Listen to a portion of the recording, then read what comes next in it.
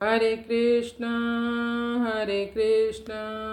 कृष्ण कृष्ण हरे हरे, हरे राम राम राम हरे हरे। हरे कृष्ण कृष्ण कृष्ण हरे हरे, हरे राम राम राम हरे हरे। श्री राधा माधव की जय। श्रीमद् भगवद गीता की जय। श्रीमद् भगवद गीता का तीसरा अध्याय और श्लोक संख्या 26 का भी हम पाठ करेंगे।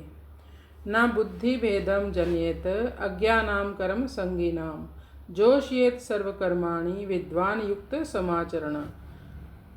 न बुद्धि भेदम जनियेत अज्ञानाम कर्म संगीनाम जोशयेत सर्वकर्माणि विद्वान युक्त समाचरण।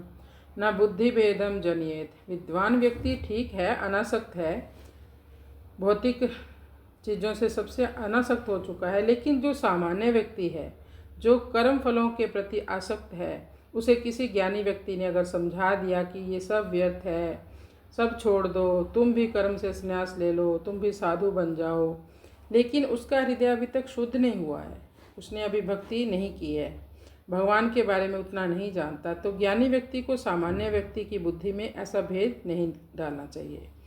उसे इस प्रकार शिक्षा देनी चाहिए ताकि संसारी व्यक्ति भी धीरे धीरे शुद्ध हो, हरि की तरफ आए। जैसे कोई भौतिक वस्तुओं के प्रति आसक्त है, उसे कहते हैं अज्ञ व्यक्ति, अज्ञानी व्यक्ति। क्योंकि हमें पता है हमारा स्वरूप क्या है, हम आत्मा हैं और कई बार हम शरीर बदल चुके हैं, कई बार हमारे माता पिता बने, कई बार हमने घर बनाए।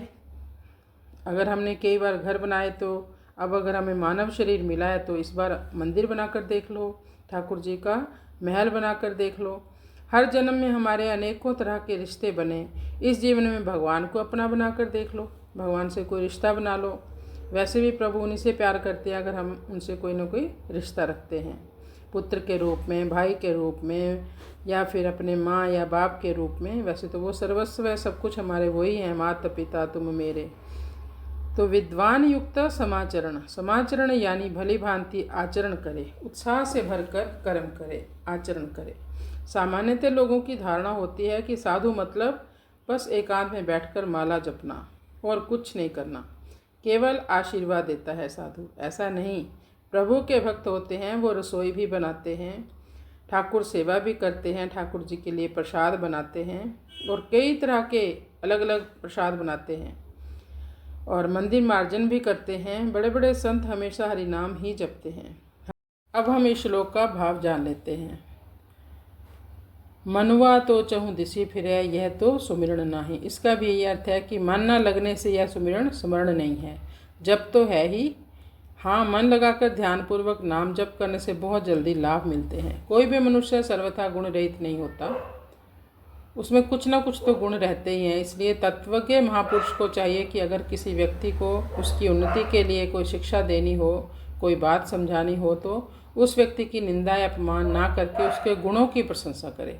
गुणों की प्रशंसा करते हुए आदरपूर्वक उसे जो शिक्षा दी जाएगी, उस शिक्षा का उस पर विशेष असर पड़ेगा। समाज और परिवार के मुख्य व्यक्तियों को भी इसी रीति से दूसरों को शिक्षा देनी चाहिए।